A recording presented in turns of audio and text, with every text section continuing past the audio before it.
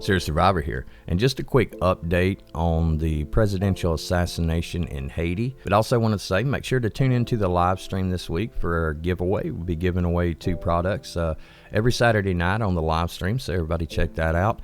And you can get a hold of some good products for free. Make sure if you like the video, hit that thumbs up, and if you're not subscribed, subscribe to the channel and turn notifications on. We're going to be putting out a lot and getting deeper into all of these subjects, and hopefully help some people along the way. The killing put the Caribbean nation into a period of deep political uncertainty and sparked an international manhunt.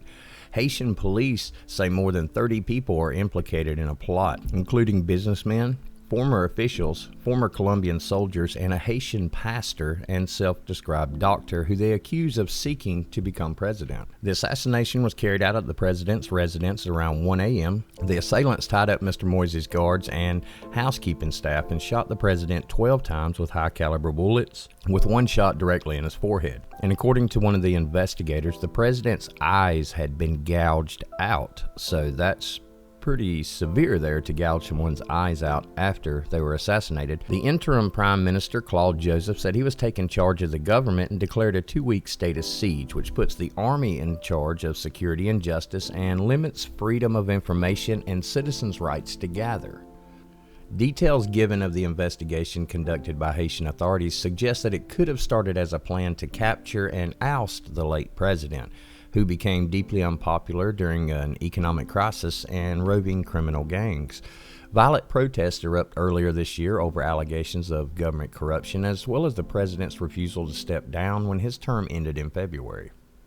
In the days after the assassination, Haitian police arrested 18 Colombians and 2 Haitian Americans who they said were involved in the attack. 11 of the suspects were picked up at Taiwan's embassy in Port-au-Prince, which they entered following the attack, and 3 other Colombians were killed in a gun battle with police. National Police Chief Leon Charles said Friday that 5 senior Haitian police officers had been detained also, including Dimitri Herod, who had been the head of Mr. Moises' security detail, so the head of the president's security.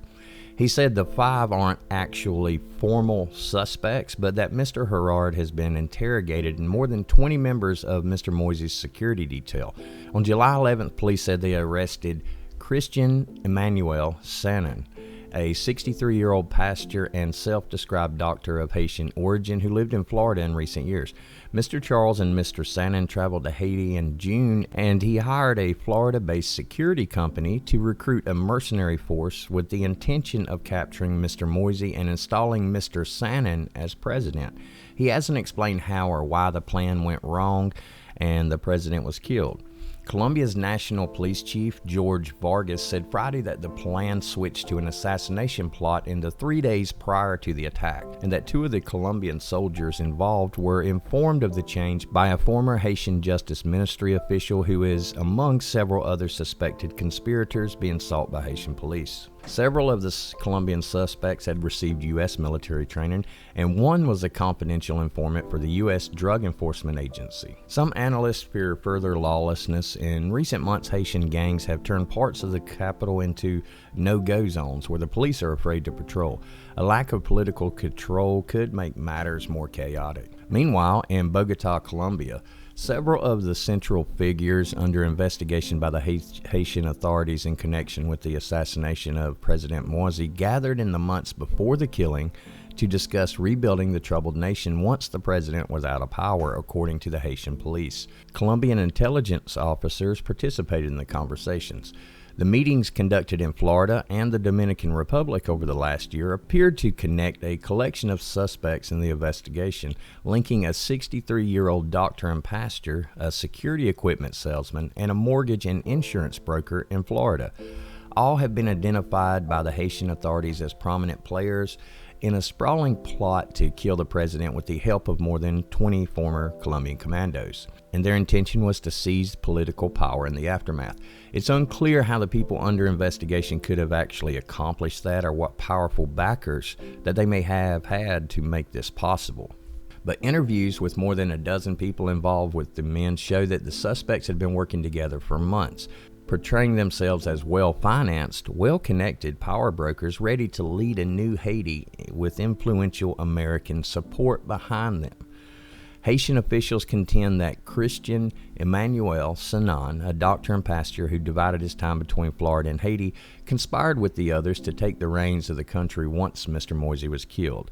During a raid of Mr. Salmon's residence, they say the police found 6 holsters, about 20 boxes of bullets, and a DEA cap, suggesting that it linked him to the killing because the team of hitmen who struck Mr. Moisey's home posed as agents of the Drug Enforcement Administration. The Haitian authorities have no explanation as to how Mr. Sanon, who did not hold an elective office, planned to actually take over once the president was killed. This is sort of up in the air, nobody knows. It's difficult to understand how he could have financed on his own a team of Colombian mercenaries, some of whom received American military training when they were members of their nation's armed forces. It's unknown how he could carry out such an ambitious assault, given that he filed in Florida for Chapter 7 bankruptcy protection.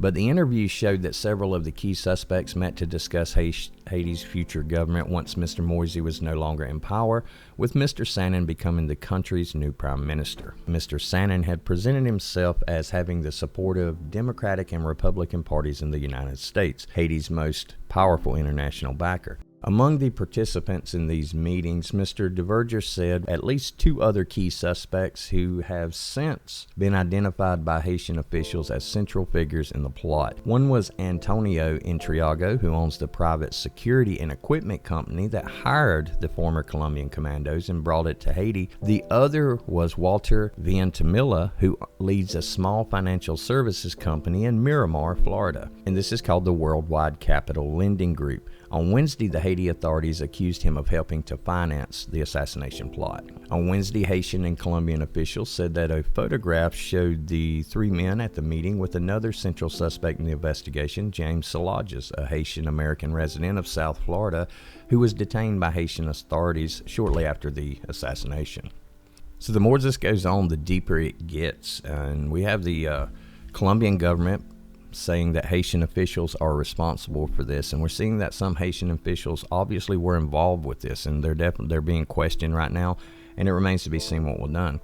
And one of the big questions is, though, this is not a cheap operation. This is a very expensive operation. You don't hire multiple mercenaries, basically, for a small amount of money. This is going to require a lot of money, not just for the mercenaries themselves, but to finance them with the correct equipment, the travel, the passports, all the necessary documentation, and all the necessary money that they might need to travel from one area to another and to escape that area and to stay while they're there. So this requires a lot of money to set something like this up. It looks like they have multiple suspects in custody, but the real question is, where did the funding come from? No one's been able to nail it down yet. And when we think back about how Moisey got in power, it is discussed and it's rumored that the CIA is actually the ones that backed Moisey to put him in power. And if that is true, then it leaves a lot to question. So I just thought I'd bring that quick update on what's going on here, but it seems that there are more questions than answers with this assassination. So I hope the video is informative. Thanks a lot for watching. God bless, and for now, Seer Survivor, out.